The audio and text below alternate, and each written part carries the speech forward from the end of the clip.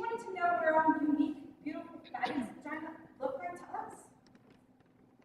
One woman who was pregnant drew a big red mouth with coin spilling out.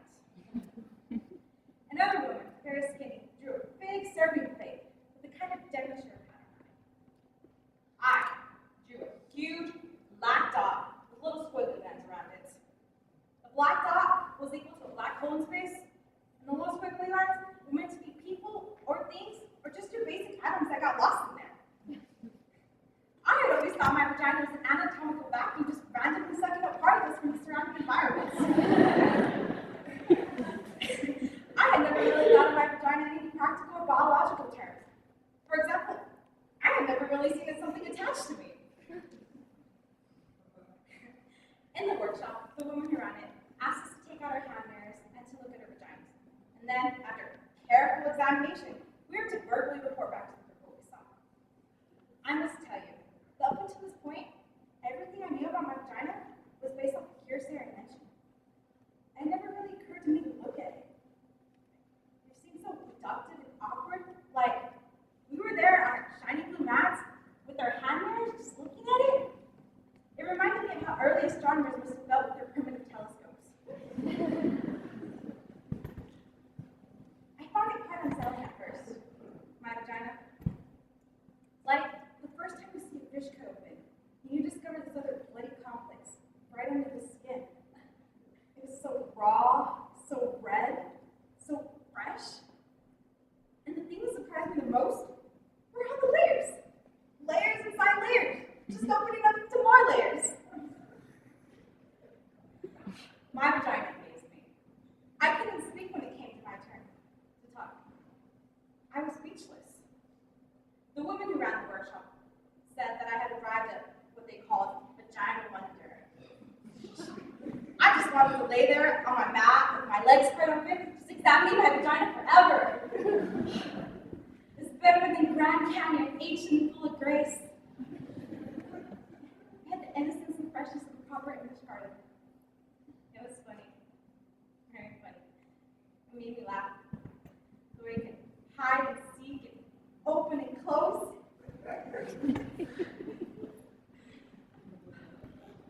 And then the woman who ran the workshop asked us how many women had orgasms. 2 women tentatively raised their hands.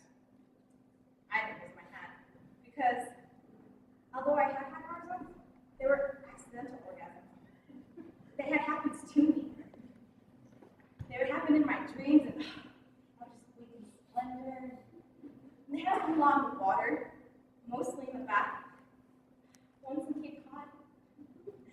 They happened on bicycles, on horses, sometimes on the treadmill at the gym.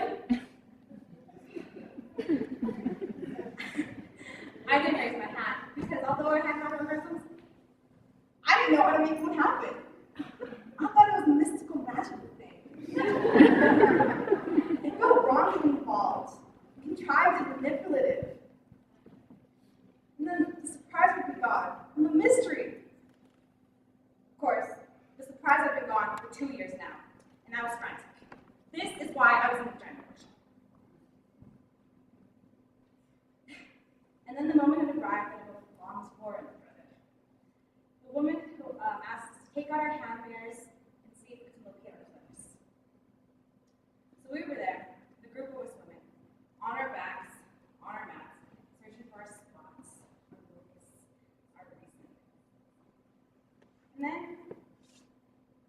I don't know why, but I started crying. Maybe it was sheer embarrassment.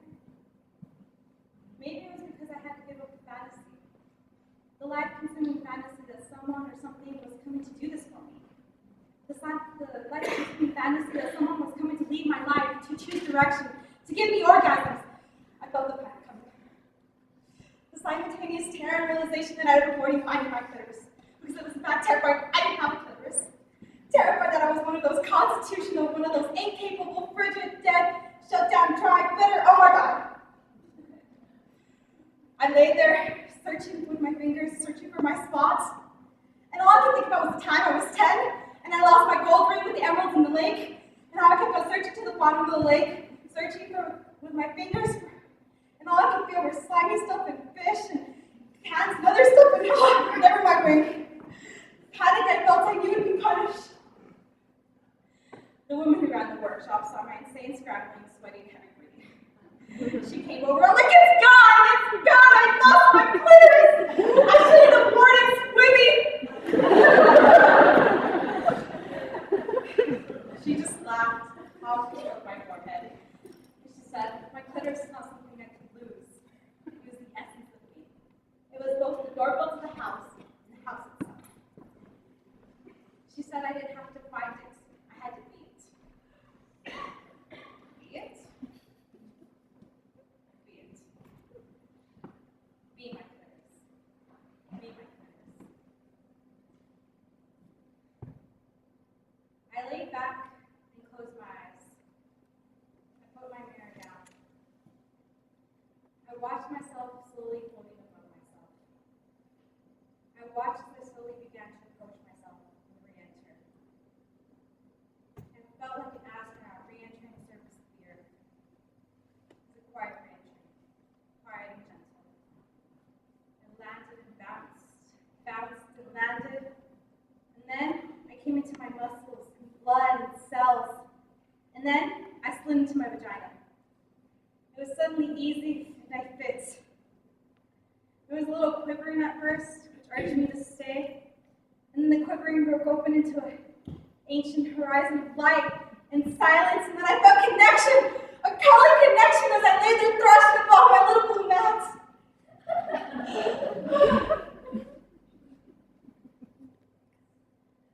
My vagina is a shell, a tulip, and a destiny.